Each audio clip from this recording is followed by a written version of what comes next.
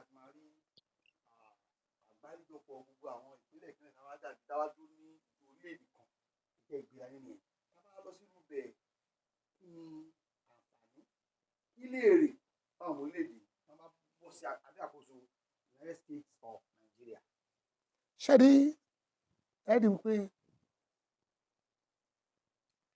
rí pé láti 1966 ni ojúkọ àtàwọn lídà àwọn kan ti ń jà àwọn kẹsàn-án wíwá nǹkan kan yẹn ni wọ́n ti ń jà pé wọ́n fẹ́ bírèkì Nàìjíríà tí ò ṣeé ṣe kò ṣeé ṣe olólìdì sí Biafra war òun náà ló tún lìdì títí tó pé Nnamdi Kanu ó ti jáde tó ń gbé pamọ́ báyìí tó ń ṣẹjọ́ ẹ̀ níbí ṣe lọ́n òun náà ló lìdì tó ń lè mú Simon Ekpan tó ń pírísẹ̀ ní Finland òun náà ló mú káwọn Sunday Igboho Professor Akintoye jáde tó àfàkínní táwọn náà fẹ́ Yorùbá nation now kó tó di pé mo lọ sí benefit tẹ́ bá wọjọ́ mẹ́ta ẹ rí pé àwọn Sunday Igboho ń bẹ̀bẹ̀ kiri mo rò bí àwọn náà ti wo sùkún pé kí ní táwọn pọ̀ sú yìí kò lè ṣeé ṣe wọ́n má lọ waste ẹ̀mí wọn ẹ wo iye ẹ̀mí tó lọ nígbà ojúkú làwa wá fi jókòó làwa foríkorí èmi personally as a person wọn á bẹ̀ sí pray Olúwa kí lọ̀nà àbáyọ sí gbogbo nǹkan tó ń ṣẹlẹ̀ yìí èmi máa ń sọ ní gbogbo ìgbà àwa ò tako Yorùbá nation àwa ò tako Biafra nation àwa ò tako any agitator no torí pé nǹkan kan ló mú káwọn yẹn máa jáde àbí àwọn bàbá ní tí ò bá nídìí obìnrin kì í jẹ́ kúmọ́lú àwọn lídà tó wà lókè yìí ò rí ohun táwọn yẹn rí ẹ wo kan tó ṣẹlẹ̀ lẹ́jọ́ mẹ́ta ń sìn ẹ wo tó ṣẹlẹ̀ lẹ́jọ́ mẹ́ta ń sìn ẹ rí pé ààrẹ Tinubu sì àwọn drop baron ó release wọn àwọn kan àwọn Reverend King wọ́n release wọn àwọn Abat Macaulay táàmù wọ́n release wọn àwọn agitator yẹn gangan ń kọ́ tí wọ́n sọ pé àwọn Hausa Fúlàní fìyà jẹ Yorùbá ń fìyà jẹ Ìgbò yìí wọ́n kàn fi wọ́n lẹ̀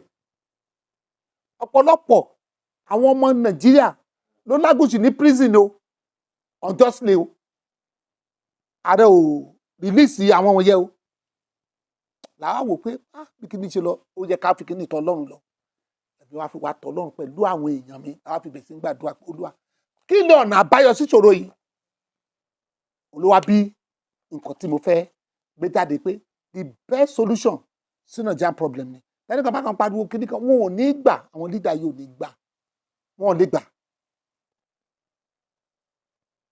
tó gbọ́n ti unite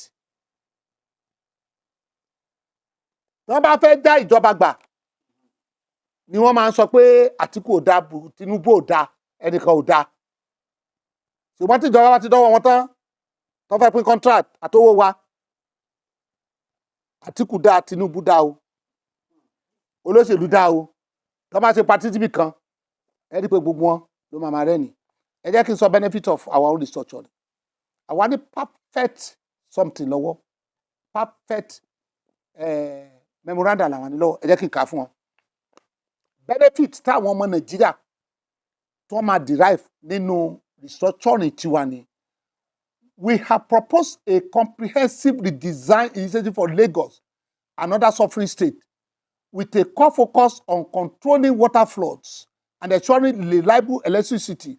Our vision is to transform Lagos into a mini paradise, serving as a model for other suffering states such as Kaduna, Kano, Dubai, Onitsha, Aba, and Port Harcourt, Japan. Suffering states united without any form of division are extensive. We aim for continuous functioning and implementation across the new sovereign nation and its state by setting up every machinery in motion to achieve this goal, which are 1. Qualitative education, functioning at all levels. Ẹ wo secondary school wa lẹ́nu. Ẹ lọ́wọ́n tó ṣẹlẹ̀ ń bẹ̀. Gala ni. Ẹ bá aṣọ táwọn school wa wọ́n ń gbà yẹ kò sí kankan bẹ́ẹ̀ mọ́. Because we don't have functioning educational system. Job creation, kí ló fàdísì táwọn youth ẹ lọ sí UI. Ẹni tó ń ṣe àbàtà mi is a graduate. Kò sí iṣẹ́ kò sí kan ló side something báyìí. Nígbà tó sí job creation, àwọn ìjọba already láti fún àwọn youth wa ní iṣẹ́. Creating functioning jobs and ensuring prompt payment of workers' salary. Under United States of Nigeria, sovereign state, sovereign country, ọjọ́ tẹ́ni ẹ bá ti retire by, no máa fún ní check ẹ̀. eléyìí tó ṣẹ̀ṣẹ̀ ń wá wọ́n ṣe screening wọ́n ṣe gbá wọ́n ṣe kókó it's waste of time and energy ó rí táàbà ìgbà owó ẹ pay off ni ìṣepọ̀ ń gba pension gbà kankan kò tún tó jẹ́ pension kankan àti pension àti gratuity they pay him off lọ́fọwọ́ ẹ̀ máa dá nǹkan kan ṣe òun ló fi àyè gba corruption Nàìjíríà pension ẹlòmíràn wọn ti kó jẹ wọn á ní kí bàbá máa ṣe screening ibi tí bàbá ti ṣe screening kí ló máa kú sí wọn gbẹ́sẹ̀ lé owó ẹ̀ ní infrastructure good functioning road and maintenance let me put it this way ẹ wo títì wa tí wọ́n ṣe wọ́n máa ṣe nígbà òjò ìgbà òjò ní bàjẹ́ ìgbà òjò ní bàjẹ́ títì tí wọ́n máa ṣe ní suffering state nígbà ọ̀gbẹlẹ̀ náà máa ṣe alẹ́ fún wọn ní ẹni mandate pé 10 years o gbọ́dọ̀ máa maintain ẹ wọ̀ náà èkó yẹ gbagbo òun accident fi wà nítorí pé wọn ò fún àwọn contractor yẹn ní kínníkínní owó tó máa ṣe wọ́n ti ṣe àìláàrin ara wọn it's rubbish.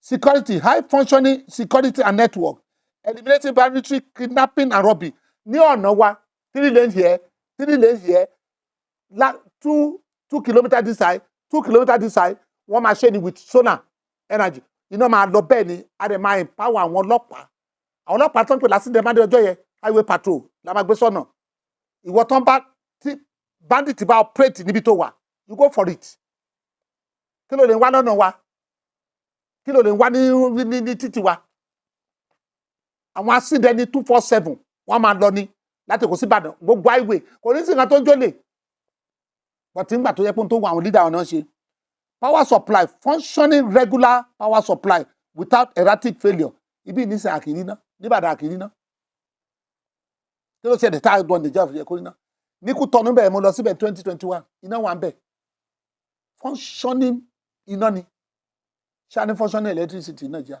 nothing of that nature orílẹ̀-èdè tó báyìí ṣó yẹ kí a máa jẹ wá everything must be functioning water supply good functioning water supply ṣáà lómi ẹni bí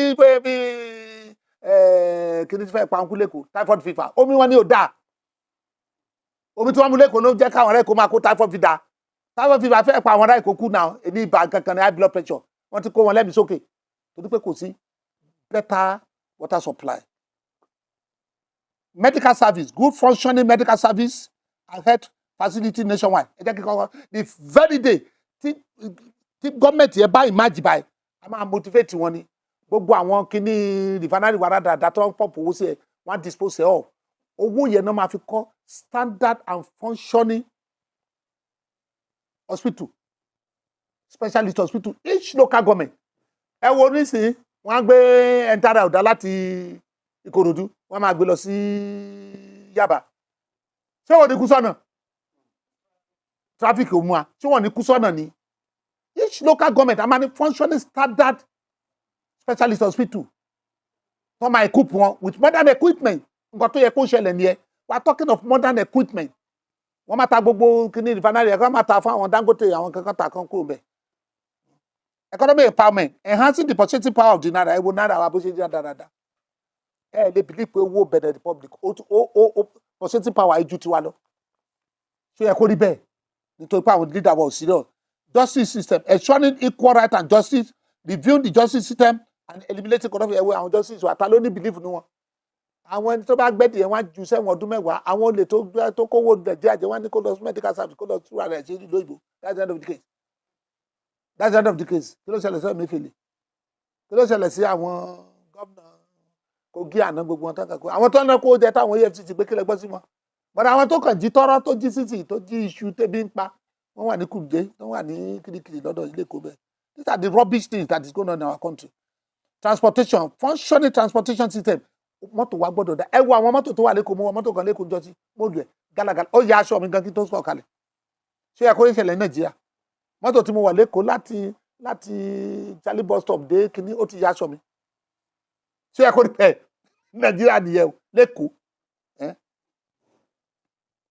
price control functioning price control board to reduce and review goods food and product irú àwọn military time a ní price control tó máa control oúnjẹ wọ̀nyí tí ò ní sí pé eliminate inflation completely these are the system these are the things we are talking about law enforcement well organized functioning police and military personnel ẹ wọ àwọn ọlọ́pàá kí ni nígbà tí a bá rí commissioner of police tó yọkù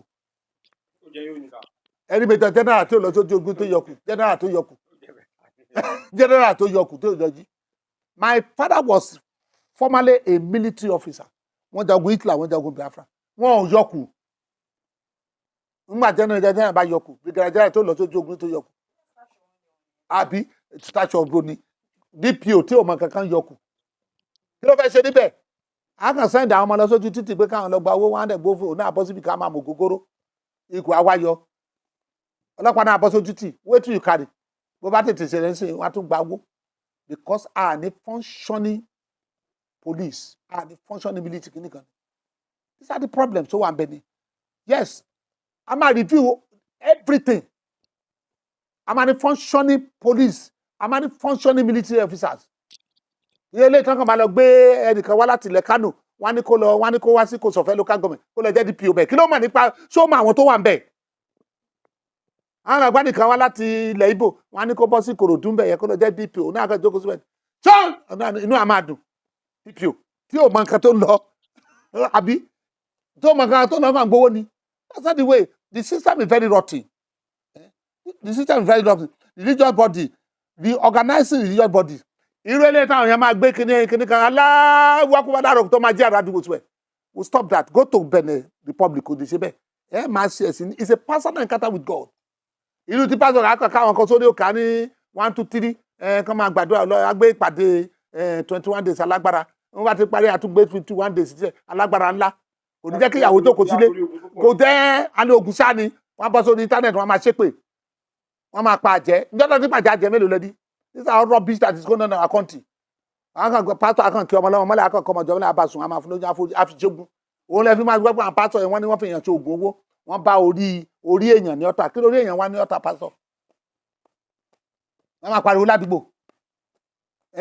ilé tán kan máa bọ́ sórí social media tán kan gbé àkáǹtì síbẹ̀ tán máa sọ pé kó fowó ránṣẹ́ sí wọn ránṣẹ́ olúwa lọ́wọ́ it's all rubbish religion is a personal encounter with God ó yẹ kó disturb another person àwọn ló ṣẹlẹ̀ ní ìtàn kan lóríṣiríṣi tó lè wà Nàìjíríà tán kan pẹ̀lú àwọn ní pásọ̀ káàkiri tán bọ́ sínú mọ́tò lébèlú ẹ̀ lẹ́kọ̀ọ́ tán máa sọ praise the Lord níbo you can do that in advanced country nǹkan tó ń ṣẹlẹ̀ lórílẹ̀‐èdè wa ni wọ́n á kàn ṣe bó ṣe wù wọ́n wọ́n á kàn máa ṣe gálágálá ẹni tí ò yẹ kíkíní á kàn gbé kásọ̀kì wọ̀ á lòun náà pásọ̀ á máa pariwo káàkiri Nàìjíríà wọn ò jẹ́ kí ìyàwó ilé kó gbádùn ọkọ ẹ̀ mọ́ wọ́n ti da ilé rú nọ́ọ̀sẹ̀ ìṣọ́ọ̀rù ni wọ́n ní wọ́n ṣe deliverance ìyàwó tó wọṣọ tó kúrò nílé tó lọ sí church gbogbo aṣọ tó wọ ó ti dọ̀tí wọ́n ti yí mọ́lẹ̀ wọ́n náà ṣe deliverance fall down and die ṣé Ọlọ́run náà ló burú tó bẹ́ẹ̀ tó tán sí bẹ́ẹ̀ ṣé Ọlọ́run náà ló rorò tó bẹ́ẹ̀ ṣé wọ́n máa pariwo wọn ní ẹ pé orúkọ Jésù 21 times ẹ pé ẹ̀mọ́ 21 times ẹ pé fire 21 as if they want to burn Nigeria ṣé ó yẹ kó rí bẹ́ẹ̀ gbogbo rubbish tó ń ṣe Nàìjíríà nìyẹn tí ó yẹ kó rí bẹ́ẹ̀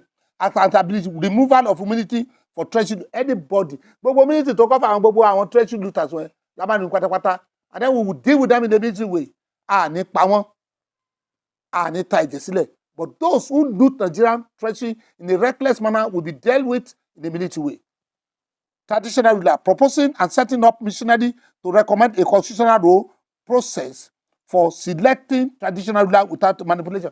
Ṣé rí ọba sọ ní on the 13th wípé ó yẹ kí wọ́n fún wọn ní constitutional role ibi tí wọ́n ti rí lélẹ̀ inú lẹ́tà takò sí wọn nìyẹn. Ó yẹ kó bá ní constitutional role ọba kan jókòó sí àfisà kò sí kẹtọ́ bá ń ṣe ẹ wá ní málà ń kó màlúù fún ọba ò ní jẹun ní. àìní constitutional role ló jẹ́ káwọn ọba máa jà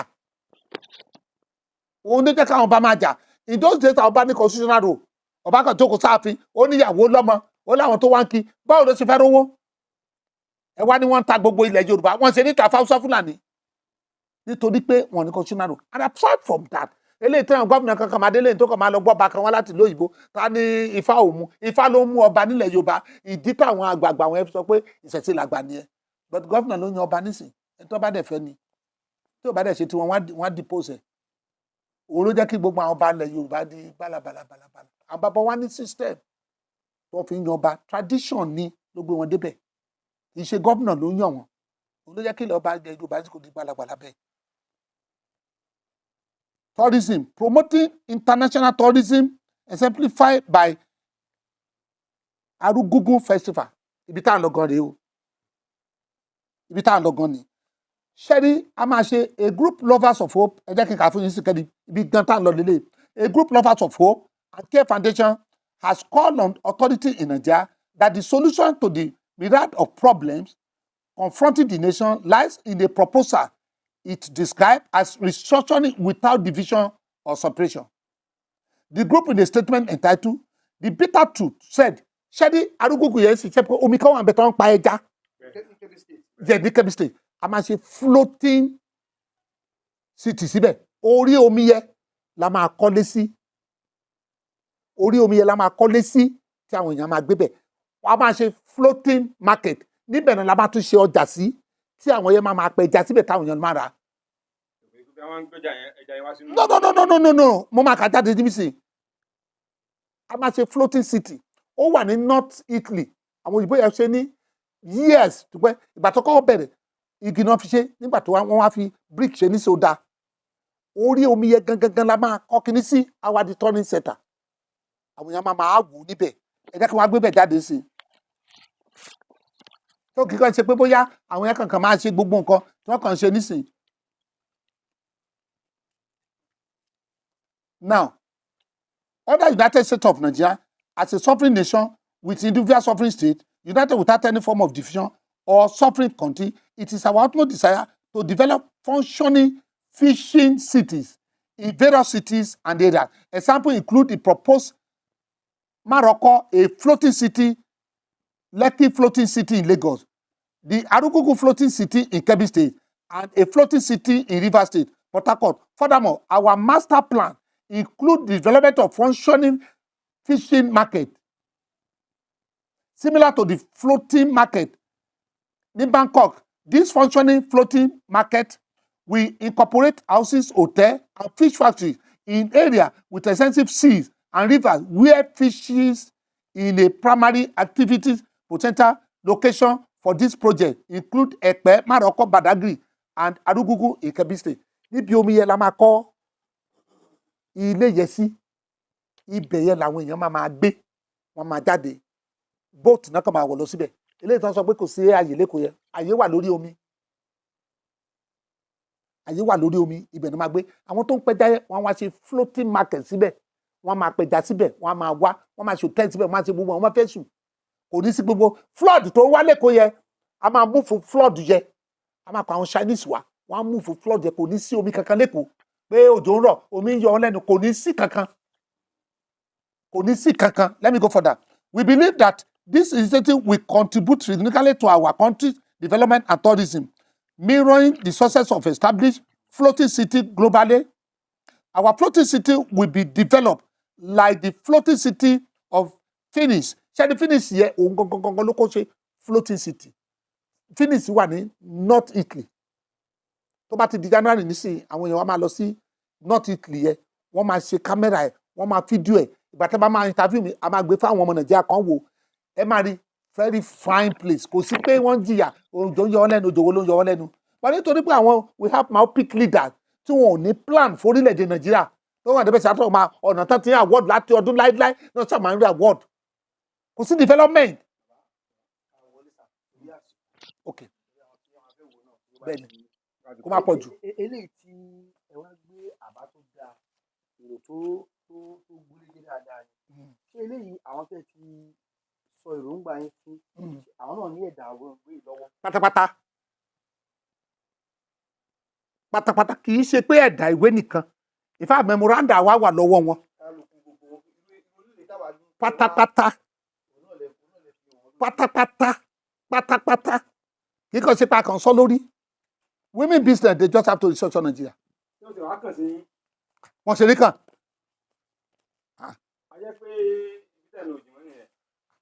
Wọ́n ti sọ̀rọ̀ ìṣọ́jọ́ ni.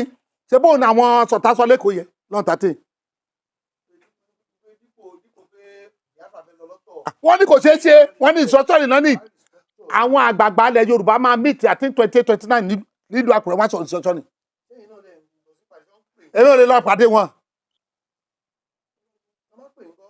Ṣé bẹ́ẹ̀ Babangida pè mí sí kíní ẹ̀mí Ìlọrin? Mi ní time láti lọ kò tí dán. No. Federal government nígbà tó máa ṣe Tinubu máa restructure Nàìjíríà. Ifá máa restructure Nàìjíríà. Ifá yìí. Ṣé nǹkan.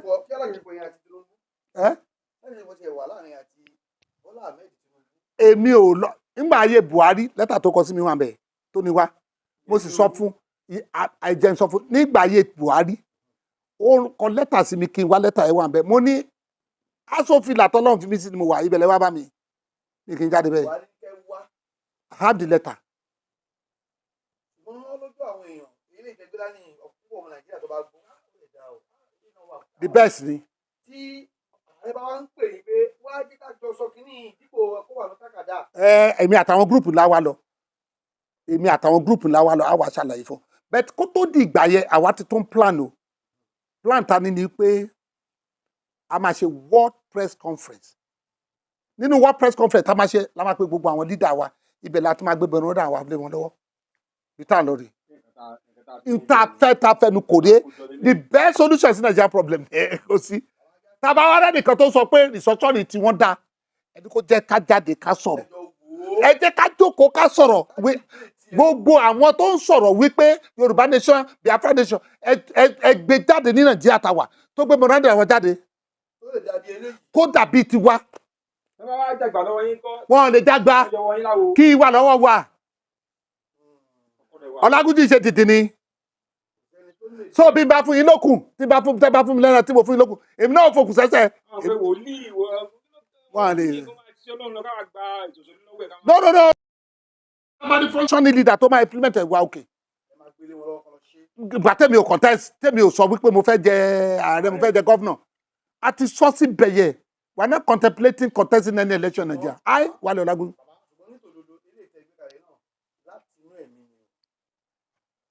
Wọ́n sọ̀rọ̀ United States of Nigeria ni. Ẹ tó bá lóun sọ jáde kó jáde. Ẹ tó bá sọ̀rọ̀ functioning floating city ẹni kò gbé jáde. Ẹ tó bá sọ̀rọ̀ functioning pé we will step on toes. Ẹ tó bá sọ̀rọ̀ pé refinery ká tà ká fi kọ́ functioning standard hospital ẹni kò jáde. Ẹ tó bá sọ̀rọ̀ wípé àní flood tó wà lẹ́kọ̀ọ́ yẹ àwa máa move àwọn Chinese wá kọ́ move ẹ̀ kúrò lẹ́kọ̀ọ́ kí flood má ti wọ́n jẹ lẹ́nu ẹni kò jáde. You are not boasting.